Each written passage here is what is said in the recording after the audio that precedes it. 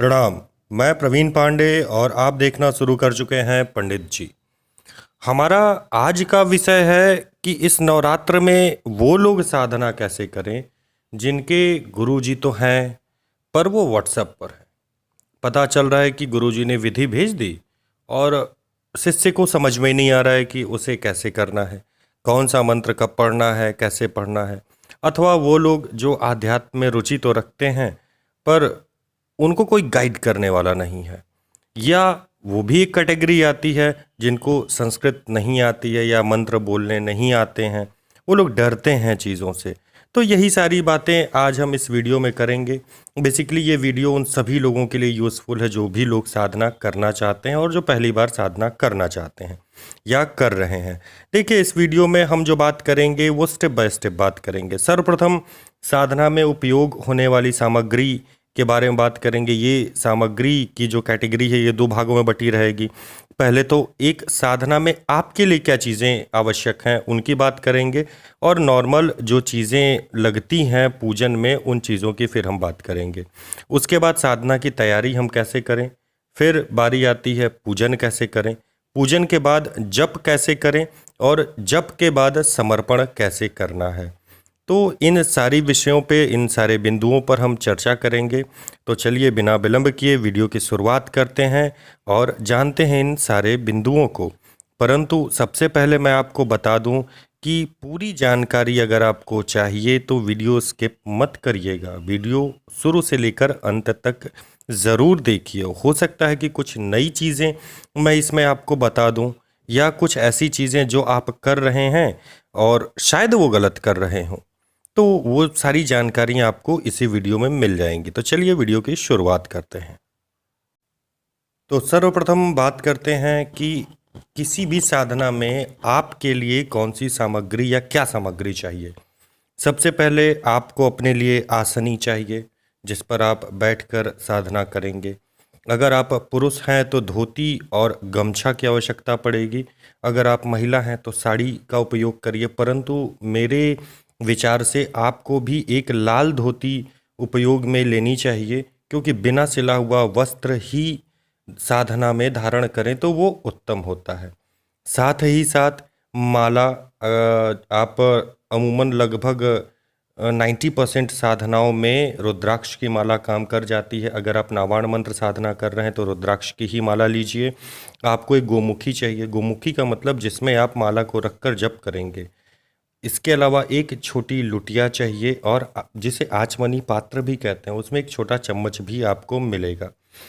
वैसे अगर सबसे उत्तम चीज़ें आप जानना चाहें तो पीतल की मतलब फूल की एक थाली, एक कटोरी, एक गिलास ले लीजिए, एक लोटा और एक चम्मच। ये आप अपने पास अवश्य रखिए और इसी में 8 दिन या जब तक आपकी साधना चले माँ को या भगवान को या जिस देव का आप साधना कर रहे हैं उनको इसी में भोग लगाएं। परंतु ये ध्यान रखें कि इन चीज़ों को आप जूठा न करें, आप इसमें भोग लगाएं। इसके बाद इस भोग को दूसरे बर्तन में निकाल कर आप अपने परिवारजनों में वितरित करें। अब बात करते हैं कुछ सामग्रियों की जिसकी आपकी आवश्यकता पड़ेगी इस पूजन में या किसी भी साधना में। देखिए, सर्वप्रथम आपको जो मैं नावाण मंत्र साधना बताया हुआ हूँ, विशेष तौर पे ये उसी को ध्यान में रख के बता रहा हूँ। इसमें 11 सुपारियों की आवश्यकता पड़ेगी, 3 जनेऊ होंगे जिसे यज्ञोपवीत बोलते हैं, 2 दीपक रोज आपके लगेंगे, एक तेल का दीपक रहेगा सरसों के तेल का, दूसरा घी का दीपक। माता जी की फोटो रहेगी। माता जी के लिए साड़ी हरी या लाल रंग की हो तो ज़्यादा बेहतर है। गणेश जी और माँ गौरी के लिए कपड़े का पीस आपको चाहिए। कोशिश करें सफ़ेद या पीले रंग के कपड़े का पीस ले लें।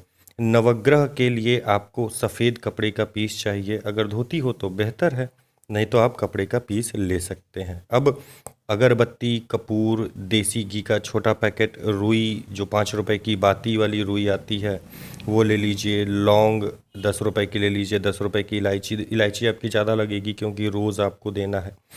पान का पत्ता रोज चाहिए 5 पीस, मतलब 5 पान का पत्ता। इसके अलावा नैवेद्य मतलब भोग लगाने के लिए कुछ सामग्री चाहिए, सिंदूर, चंदन, गुलाल, मधु, इत्र। तो ये सारी सामग्रियाँ आपको रोज़ आवश्यकता पड़ेगी इन सारी सामग्रियों की। तो ये तो बात हुई सामग्री की। अब हम तैयारी कैसे करें उस पे भी नज़र डाल लेते हैं। अब बात करते हैं पूजन के तैयारी की। तो पूजन के तैयारी में आपको एक छोटी चौकी लेनी है। आपको मार्केट में 200 रुपए की एक लकड़ी की चौकी मिल जाएगी। अगर आपके पास चौकी नहीं है तो कोई दिक्कत नहीं। आपके घर के मंदिर में अगर थोड़ा सा भी स्पेस है तो उस पे एक चौकोर लाल रंग का कपड़ा बिछा दीजिए। लाल रंग के कपड़े के मध्य में आप माता जी की फ़ोटो रखेंगे। माता जी की फ़ोटो के बगल में आपको एक मिट्टी के दिए में थोड़ा बड़ा मिट्टी का दिया लीजिए। उसमें आप फुल चावल भर दीजिए और उस चावल के ऊपर आप हल्दी से स्वास्तिक बनाएंगे। स्वास्तिक बनाने के उपरांत आप उस पर एक पान का पत्ता अथवा एक आम का पत्ता रखकर एक सुपारी उठाएंगे जिसको रक्षा से लपेट दीजिएगा। वो गणेश जी का प्रतीक होगा। उसको आप स्थापित करेंगे, उसको रखेंगे और उन्हीं के ठीक बगल में उसी परई में मतलब उसी पात्र में एक और सुपारी उठाएंगे जिसे रुई से लपेट दीजिएगा। वो माँ गौरी का प्रतीक होगा। फिर माँ के फोटो मतलब जो आप माता जी की फ़ोटो रखे हैं उसके राइट साइड में एक फिर से बड़ा मिट्टी का पात्र लेंगे। उसमें पूरा चावल आप भर दीजिए। उसके ऊपर हल्दी से स्वास्तिक बनाइए और उसके ऊपर 3 आम के पत्ते रख दीजिए। 3 आम के पत्ते जो आप रखे हैं उस पे हर एक पत्ते पे 3-3 सुपारी रखेंगे। ये नवग्रह के प्रतीक होंगे। अब माता जी के सामने मतलब आपने माता जी की फ़ोटो रखी है, उसके लेफ्ट साइड में आपने गौरी गणेश की स्थापना की है, राइट साइड में नवग्रह की स्थापना की है।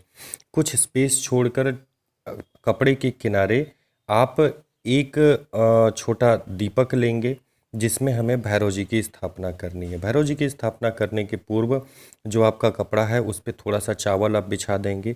चावल बिछा के उस पर भी आप स्वास्तिक बनाएंगे। थोड़े से फूलों की पंखुड़ियाँ उस पर डालकर आप उस दीपक को वहाँ रख देंगे। उसमें सरसों के तेल का दीपक जलेगा। देखिए 4 बातियाँ तो उसमें पड़ेंगी लेकिन जलेगा पूर्व मुख वाला ही बाती। जो पूर्व की तरफ माता जी की तरफ बाती रहेगी वो ही जलेगी। अब ये तो हुई आपके माता जी मतलब चौकी की तैयारी। अब पूजन की तैयारी कैसे करेंगे? पूजन की तैयारी के लिए एक कोई पत्तल ले लीजिए अथवा कोई अपनी घर की थाली स्टील की थाली लीजिए। वैसे पत्तल लेंगे तो ज़्यादा अच्छा रहेगा। पत्तल ले लीजिए और उसी पत्तल में थोड़े से चावल अक्षत जिसे बोलते हैं बिना टूटे हुए चावल छांट के एक साइड रख लीजिए। आपने जो सामग्री ले आए हैं अगरबत्ती है, कपूर है, देसी घी है, रुई की बाती है, लवंग, इलायची, पान का पत्ता, ये सारी ही चीज़ें आप उस पत्तल में थोड़ा थोड़ा करके रख लीजिए। क्योंकि जब भी आप साधना प्रारंभ करते हैं, पूजा प्रारंभ करते हैं तो पूजन के बीच में आपको आसन से नहीं उठना होता है, इसलिए सारी चीज़ें वहाँ रख लें। जो आपका आचमनी पात्र है उसमें जल भर के रख लें। और जल कैसे भरेंगे? पहले उसमें गंगा जल डालें, उसके बाद उसमें जल डालेंगे। फिर एक और लोटा बगल में रखें जिसमें कि आप पहले गंगा जल डालें फिर उसमें जल डाल दें, ताकि अगर आपको आपके आचमनी पात्र का जल खत्म हो जाए या बीच में आपको प्यास लगे तो आप उस जल का सेवन कर सकें। साथ ही जो माँ को भोग लगाने के लिए आपने 5 बर्तन फूल के लिए हुए हैं उसमें आप अपना नैवेद्य मतलब भोग रख लीजिएगा। अब देखिए आप कहेंगे कि 5 बर्तन हो गए गुरुजी, हम तो रोज़ अब कैसे करें? तो देखिए सबसे उत्तम भोग ये होता है कि शुद्ध शाकाहारी भोजन, सात्विक भोजन आप अपने घर में साधना के समय पे बनावें और अपने क्वांटिटी मतलब जितना आप भोजन करते हैं उतना भोजन उसमें रख कर ढक कर आप मंदिर में रख लें। जब आप माता जी को भोग लगाएंगे तो वही थाल आप माता जी को के सामने रखें और उसी से भोग लगाएं। जब पूजन समाप्त हो तो उसी भोग को अपने थाल में निकाल लें और आप स्वयं उसे ग्रहण करें। ये होता है। तो ये हुई आपकी पूजन की तैयारी। अब बारी आती है पूजन कैसे करें। तो जानते हैं पूजन कैसे करें। चलिए अब पूजन प्रारंभ करते हैं। पूजन प्रारंभ करने की दिशा में सर्वप्रथम आपको आसन अपना बिछा लेना है। आसन बिछाकर उसमें ओम पवित्रम या ओम नमः शिवाय बोलते हुए थोड़ा सा जल छिड़क दें। आसन को प्रणाम करें, आसन के ऊपर विराजित हो जाएं। आपकी माला अपने गोमुखी मतलब जो जप मालिका होती है उसके अंदर होनी चाहिए। ये अपने पास ही रखें। अब सर्वप्रथम आपको शुद्धिकरण करना है। शुद्धिकरण कैसे करेंगे? आप ओम केशवाय नमः, माधवाय नमः, नारायणाय नमः ये जानते होंगे। अगर नहीं जानते हैं तो कोई दिक्कत नहीं। आप ओम पवित्रम या ओम नमः शिवाय बोलकर अपने ऊपर 3 बार जल छिड़क लें। सामग्री शुद्धिकरण, अब इसके बाद हम करेंगे। सामग्री शुद्धिकरण का जो मंत्र होता है इसमें विनियोग भी होता है, जैसे ओम अपवित्र पवित्रो व सर्वावस्थां गतोऽपि वा ह्य स्मरेत पुंडरीकाक्ष सह बाह्यभान्तरः शुचिः। ओम पुंडरीकाक्ष पुनातु, ओम पुंडरीकाक्ष पुनातु, ओम पुंडरीकाक्ष पुनातु। तो ये मंत्र होता है। अगर आपको ये मंत्र नहीं पता, नहीं बोल पा रहे हैं तो कोई दिक्कत नहीं। ओम नमः शिवाय या ओम पवित्रम बोलते हुए 3 बार अपने ऊपर और सामग्रियों के, सारी सामग्रियों के ऊपर जल छिड़क दें। साथ ही अपने आसन पर भी एक आचमनी जल छिड़क दें और ये सारा जल आप अपने आचमनी पात्र से ही लेंगे। अब जब आपकी सारी शुद्धिकरण हो गई, सामग्रियों की शुद्धिकरण हो गई, तो अब आप संकल्प लेंगे। संकल्प देखिए, कोई आपको तीम झाम नहीं करना है। अगर आप शुद्धिकरण का मंत्र नहीं बोल पा रहे हैं तो जाहिर सी बात है कि आप संकल्प का मंत्र नहीं उच्चारण कर पाएंगे। तो अब माता जी तो ये कही नहीं है कि भैया मुझे संस्कृत में ही समझ में आएगा, बेटा संस्कृत में नहीं संकल्प लोगे तो नहीं मान्य होगा। ये सब विधान जो है हम इंसानों के बीच में ही होता है, भगवान के बीच में नहीं होता है। वहाँ केवल श्रद्धा और भाव इनका आकलन किया जाता है कि आपके अंदर श्रद्धा भाव कितना है, गुरु के प्रति कितने समर्पित हैं, माँ के प्रति कितने समर्पित हैं। तो आप नॉर्मली संकल्प लीजिए। और जितने लोग भी ये वीडियो देख रहे हैं या सुन रहे हैं, मैं उन सभी लोगों को स्ट्रिक्टली ये बोलूँगा कि आप लोगों की मनोकामना ये होनी चाहिए कि माँ, मैं आपकी कृपा प्राप्ति हेतु, मतलब माँ की कृपा आपको प्राप्त करनी है, ये आपकी मनोकामना होनी चाहिए। अब बात करते हैं संकल्प कैसे लेंगे। सर्वप्रथम अपना नाम, जैसे मैं प्रवीण पांडे, गौतम गोत्र में उत्पन्न, श्री अपने पिता का नाम, ये पिताजी का नाम, फिर जहाँ आप रहते हैं वहाँ का नाम ले लीजिए, भारतखंड भारतवर्ष के निवासी ये बोलिए। फिर अपनी मनोकामना बोलिए कि माँ, मैं आपकी सानिध्यता के लिए, आपकी कृपा प्राप्ति के लिए ये अनुष्ठान कर रहा हूँ। इसमें आपको अपने जप की संख्या का उल्लेख करने की कोई आवश्यकता नहीं है। आप ये बोलेंगे कि माँ, मैं पूरे नवरात्र मैं नावाण मंत्र का जप करने का संकल्प लेता हूँ। हे माँ, मेरे अंदर सामर्थ्य नहीं है, आप ही मुझे सामर्थ्य दें, आप ही मुझे शक्ति दें कि मैं अपने इस संकल्प को पूरा कर सकूं। सो आप इस तरह से संकल्प लेंगे। और संकल्प लेते समय क्या करेंगे, अपने सीधे हाथ में जल डालेंगे, जल रखेंगे। फिर 1 का सिक्का रख लीजिएगा, वो आपके ऊपर डिपेंड कर रहा है कि 1 का सिक्का रखते हैं, 2000 की नोट रखते हैं, आप 500 की नोट रखते हैं, वो आपके ऊपर डिपेंड करता है। यथाशक्ति तथा भक्ति। थोड़े से अक्षत रखेंगे, थोड़ा सा पुष्प डालेंगे। जब आप संकल्प ले लेंगे तो अपने हाथ में ली गई सामग्री को वहीं नीचे भूमि पर छोड़ दीजिए। छोड़ने के बाद ये हो गया आपका संकल्प। हाथ को धुल लीजिए, बगल में खाली पात्र रख लीजिए, अपने आचमनी पात्र से 1 आचमनी जल गिरा के उसे धुल लीजिए। अब बारी आती है, जो आप संकल्प ले लेते हैं, अब आपको रक्षा मंत्र की आवश्यकता पड़ेगी। सर्वप्रथम मैं देखिए रिकमेंड करता हूँ, हनुमान जी का रक्षा कवच है या भैरव जी का रक्षा कवच है, इन 2 में से किसी एक का आप यूज़ करिए। अगर आपने 1.25 लाख गायत्री जप कर रखी है या थोड़ा अधिक ही गायत्री जप कर रखी है तो आप गायत्री मंत्र का भी यूज़ कर सकते हैं, परंतु उसका शाप विमोचन करने के बाद। सो जो लोग ये नहीं कर पाते हैं वो लोग इसका भैरव तांत्रोक्त कवच का यूज़ करें अथवा हनुमान रक्षा मंत्र का यूज़ करें, जो कि मेरे चैनल पे मिल जाएगा। मैं कोशिश करूँगा कि उसका लिंक भी दे दूँ। हाँ, रक्षा भैरव तांत्रोक्त कवच जो है ये मेरे चैनल पर नहीं है। मैं इसको भी अगर आपको चाहिए होगा तो मैं ये आपको प्रोवाइड करवा दूँगा। तो इस तरह से आप पहले रक्षा मंत्र अपना पढ़ेंगे। और रक्षा मंत्र कैसे पढ़ेंगे, अपने सीधे हाथ में कुछ पीली सरसों के दाने रख लीजिए, अपने लेफ्ट हैंड हाथ से उसे ढक लीजिए। ढकने के बाद आपको ये रक्षा मंत्र पढ़ना है। मुश्किल से आधे पेज का ये रक्षा मंत्र होते हैं।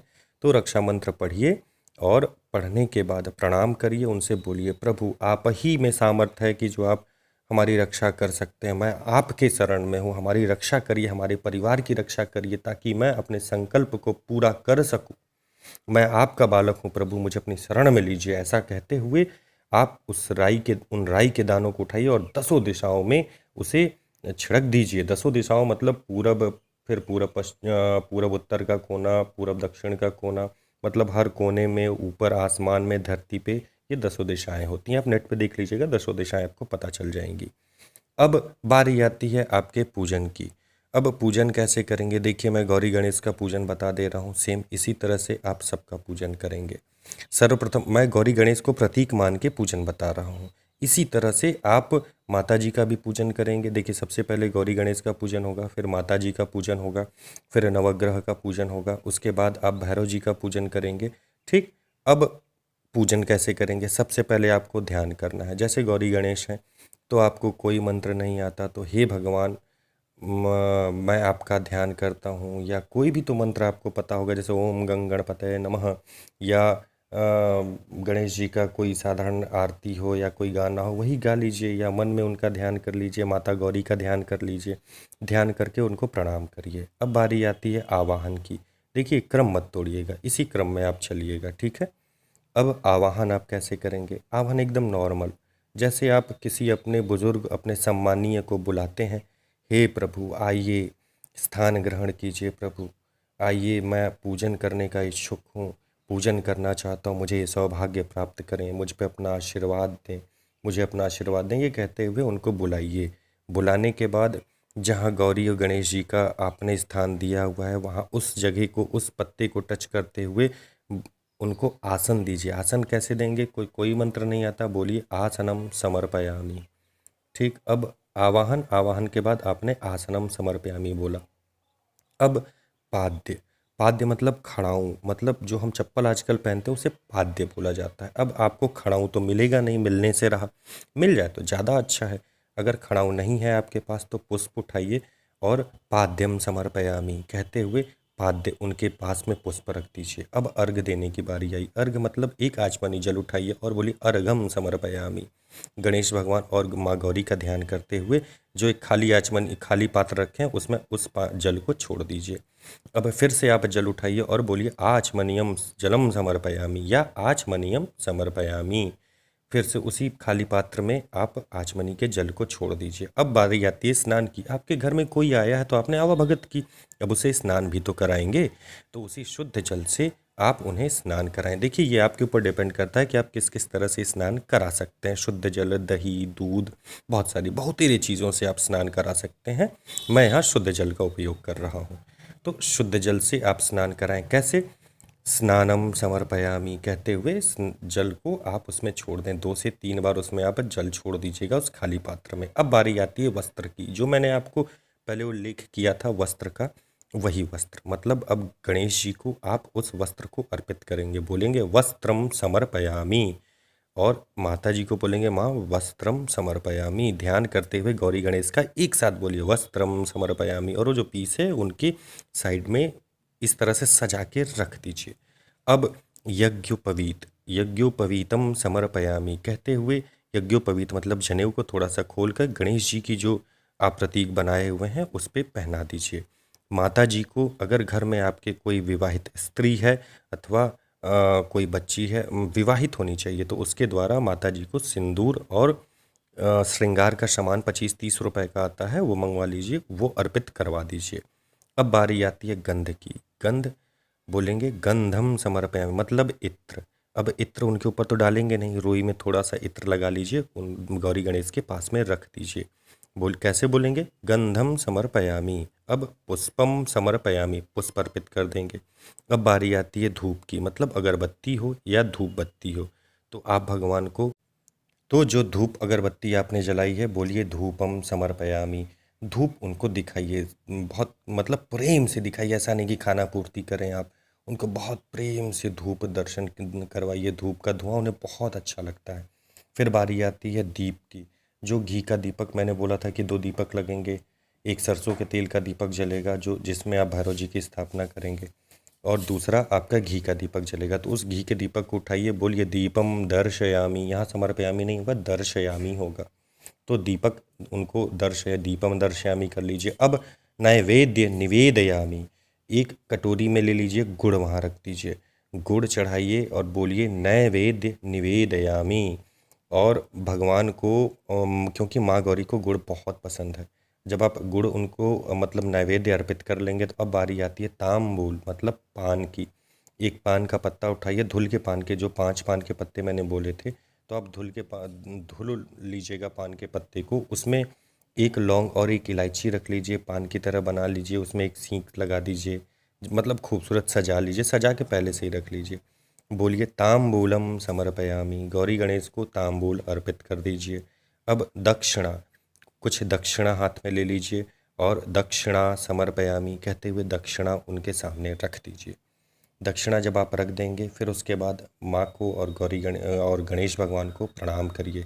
यहाँ आपका पूजन कंप्लीट हुआ। सेम इसी तरह से आप माता जी का पूजन करेंगे। अब माता जी के पूजन में आपको शुद्धि, फिर सामग्री शुद्धि, संकल्प और कवच नहीं लेना है। वहाँ ध्यान से आप शुरू करेंगे, माता जी का ध्यान करेंगे। माता जी का ध्यान करने के बाद उनको बुलाइए, आसन दीजिए। इस तरह से कर लेंगे। सारी ये जो सामग्रियाँ मैं बताया, जिस तरह से बोला हूँ इसी तरह से आप करेंगे। फिर आप नवग्रह पे आएंगे, नवग्रह का सेम इसी तरह से करेंगे। हाँ, माता जी में आप यज्ञोपवीत अर्पित नहीं करेंगे। माता जी में यज्ञोपवीत के स्थान पर आप माता जी को विवाहित स्त्री से सिंदूर अर्पित करवा देंगे। अगर नहीं है तो कोई दिक्कत नहीं है। आप माता जी को श्रृंगार का सामान अर्पित करवा दीजिएगा। ये आप कर लीजिएगा। यज्ञोपवीत मत अर्पित करिएगा। औरतें कहाँ यज्ञजनेऊ पहनती हैं। हाँ, पूरा पौराणिक काल में पहनती थीं, अभी नहीं। ये कुछ अलग विषय है, इस पे आगे हम बात करेंगे किसी और वीडियो में। तो अब जब माता जी का आप पूजन कर लेंगे, इसके बाद बारी आएगी नवग्रह की। नवग्रह की सेम इसी तरह से पूजन होगा। नवग्रह में 9 यज्ञोपवीत नहीं होंगे, एक ही यज्ञोपवीत होगा।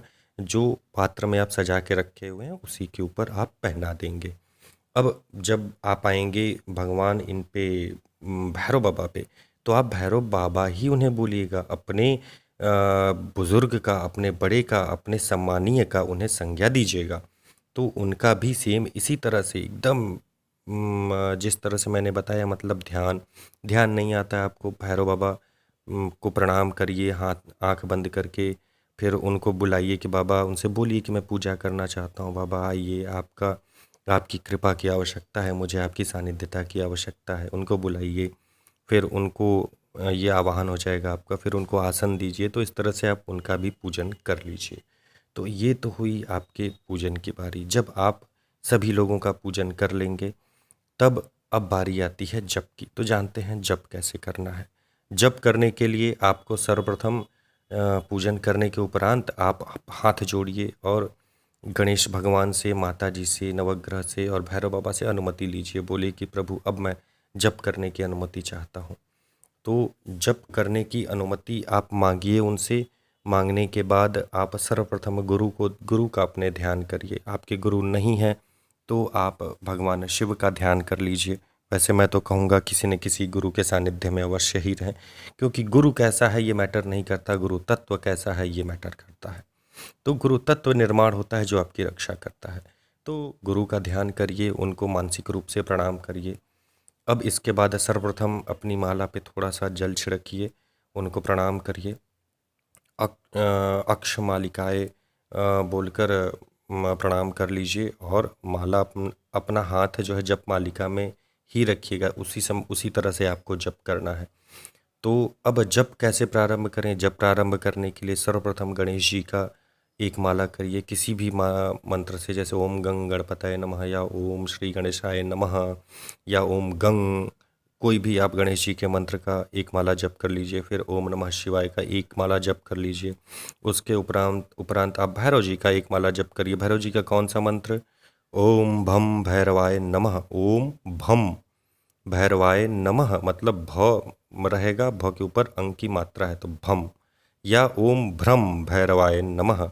इन 2 मंत्रों में से किसी भी एक मंत्र से भैरव जी की एक माला कर लीजिए। उसके उपरांत आप करेंगे क्या? आप शुरू करेंगे नावाण मंत्र का जप, अथवा आप और कोई जप कर रहे हैं तब, लेकिन ये तीनों माताओं से संबंधित होना चाहिए। तो आप नावाण मंत्र का जप कर लेंगे, जो कम से कम आप 21 माला तो करें ही करें। अब बारी आती है समर्पण की। अब जब आपका जप हो जाए, संपूर्ण हो जाए, तो समर्पण कैसे करें और पूजन कैसे समाप्त करें। देखिए, समर्पण करने के लिए आप जब अपना जप कर लें तो हाथ में, अपने सीधे हाथ में जल लें, थोड़ा अक्षत और पुष्प लें। एक सिक्का रख लें, अथवा सिक्का नहीं भी रखेंगे तो चलेगा, परंतु अक्षत पुष्प और जल होना चाहिए। बोलिए, हे माँ भवानी, हे देवगण, मैंने आप लोगों की सानिध्यता में नवाण मंत्र का जप किया है। हे माँ भवानी, मैं चाहे जैसा भी जप किया हूँ, जितनी भी गलतियाँ किया हूँ, माँ हूँ तो आप ही का बालक, चाहे जितना उदंड हो। माँ, मुझे अबोध बालक समझकर, उदंड बालक समझकर क्षमा करें, अपनी सानिध्यता में लें। माँ, मैंने जो भी जप किया है, जैसे भी किया है, मैं आपको समर्पित करता हूँ। माँ, इसे स्वीकारें। ऐसा बोलते हुए एकदम करुण स्वर में दिल से ये आवाज़ आपके निकलनी चाहिए, हृदय से। तो ये जल आप वहाँ पे भूमि पर छोड़ दें। भूमि पर छोड़ने के बाद आप माँ की कायदे से आरती करें, बहुत कायदे से, जितना दिल लगा के करेंगे उतना अच्छा रहेगा।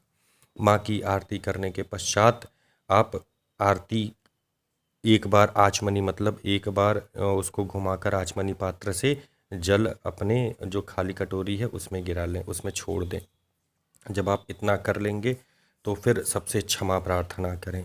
क्षमा प्रार्थना, आवाहनम न जानामि, न जानामि विसर्जनम, पूजम चैव न जानामि, क्षम्यतां परमेश्वरी, मंत्रहीनम क्रियाहीनम भक्तिहीनम सुरेश्वरी, यत्न पूजितम मया देवी परिपूर्ण तदस्तु मे, अपराध शतम कृत्वा जगदम्बेति चोच्चरेति, या गतिम सम्मापनोति न तं ब्रह्मदयासुराः, शापरोदस्मिन् शरणं प्राप्त्वं जगदम्बिके इदानीमनुकम्प्योऽहं यथेच्छसि तथा कुरु, अज्ञानाद् विस्मृते भ्रान्त्या यन्न यूनधिकं कृतं तत्सर्व मे देवी क्षम्यतां प्रसीद परमेश्वरी। इस तरह से आप माँ से क्षमा प्रार्थना करें। नहीं आता है तो आप अपनी भाषा में क्षमा मांगे, माँ से करुणामयी क्षमा मांगे। क्षमा मांगने के बाद आप अपनी जो आप जिस आसन पे आप बैठे हुए हैं उसमें राइट साइड के, मतलब अपने सीधे हाथ के कोने को उठाइए, आसन के कोने को उठाइए और एक आचमनी जल वहाँ गिराइए। आचमनी जल वहाँ छोड़ने के बाद आप अपनी मिडिल फिंगर, मतलब जो आपकी इंडेक्स फिंगर कही जाती, बीच वाली फिंगर सबसे बड़ी वाली उंगली होती है, उससे एक बार जल घुमाइए, वहाँ पे एक गोला बनाइए उस जल में और बोलिए ओम इंद्राय नमः। फिर वहीं से दूसरा गोला बनाइए, ओम बोलिए ओम शक्राय नमः। बोलते हुए ये दो गोले बन जाएं तो आप उस उंगली में लगा हुआ जल अपने माथे पर लगा लीजिए। माथे पर लगाने के बाद आसन को छोड़ दीजिए। छोड़कर आप आसन पे खड़े होइए और 3 बार परिक्रमा कर लीजिए उसी आसन पर खड़े खड़े। परिक्रमा करने के बाद आपको तुरंत वहाँ से नहीं उठना है, आप वहाँ बैठ जाइए। कम से कम 10 मिनट आप बैठे रहिए ताकि जो भी आपके जाप की एनर्जी है वो आपके अंदर समाहित हो जाए। ऐसा ना हो कि फिर वो भूमि में समाहित हो जाए, वो आपके अंदर समाहित होना ज़्यादा आवश्यक है। 10 मिनट आप वहाँ ध्यान में बैठे रहिए। ध्यान में बैठने के बाद फिर आप वहाँ से उठिए, माँ को प्रणाम करिए, भगवान लोगों को प्रणाम करिए और अपने आसन को प्रणाम करिए। प्रणाम करने के बाद वहाँ से उठिए, प्रसाद कुछ देर बाद वहाँ से उठाइए और खुद पाइए, अपने परिवारजनों को भी दीजिए। ये रही आपकी संपूर्ण पूजन विधि।